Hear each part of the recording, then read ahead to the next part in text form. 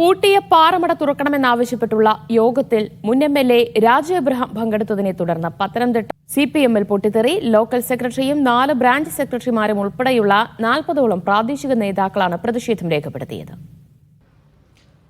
CIT ഉൾപ്പെടെയുള്ള സംയുക്ത trade യൂണിയനാണ് പാറമട തുറക്കണമെന്നാവശ്യപ്പെട്ട് യോഗം സംഘടിപ്പിച്ചത്. യോഗം മുതിർന്ന CPM നേതാവും മുൻ MLA-യുമായ രാജു എബ്രഹാമാണ് ഉദ്ഘാടനം ചെയ്തത്. പങ്കെടുക്കരുതെന്ന് കോന്നി ഏരിയ കമ്മിറ്റി അറിയിച്ചിട്ടും രാജു എബ്രഹാം പങ്കെടുത്തതോടെയാണ് പാർട്ടിയിൽ പൊട്ടിത്തെറിയായത്. രാജി എന്ന കീഴ്വഴക്കം പാർട്ടിയിലില്ലാത്തതിനാൽ പാർട്ടി പ്രവർത്തനങ്ങളിൽ നിന്നും പൂർണ്ണമായും വിട്ടുനിൽക്കാനാണ് പ്രാദേശിക ഘടകത്തിന്റെ തീരുമാനം.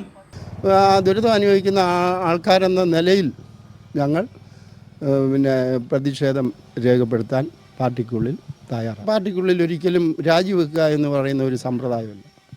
പാർട്ടി ഉപരി കമ്മിറ്റികളെ അല്ലെങ്കിൽ മേൽഘടകങ്ങളെ ഞങ്ങൾ രേഖാമൂലം അറിയിപ്പിക്കുക, അതാണ് ചെയ്തിട്ടുള്ളത്. പട്ടിണിയിലായ 100-ലധികം തൊഴിലാളി കുടുംബങ്ങൾക്കായാണ് ഇടപെട്ടതെന്ന് രാജു എബ്രഹാം. പാർട്ടി മേൽക്കമ്മിറ്റിയെ കൃത്യമായി അറിയിക്കാഞ്ഞതാണ് പ്രശ്നമെന്നും സംഘടനാപരമായി പരിഹരിക്കുമെന്നും CPM ജില്ലാ സെക്രട്ടറി KP ഉദയഭാനു. അവരങ്ങനെ രേഖാമൂലം ആരോടും പറഞ്ഞില്ല രാജു എബ്രഹാം പങ്കെടുക്കരുതെന്ന്. എന്നോട് പറഞ്ഞാൽ മതിയായിരുന്നു. രാജു എബ്രഹാം പങ്കെടുക്കരുതെന്ന് പറയുന്നത് പോകത്തില്ലായിരുന്നു.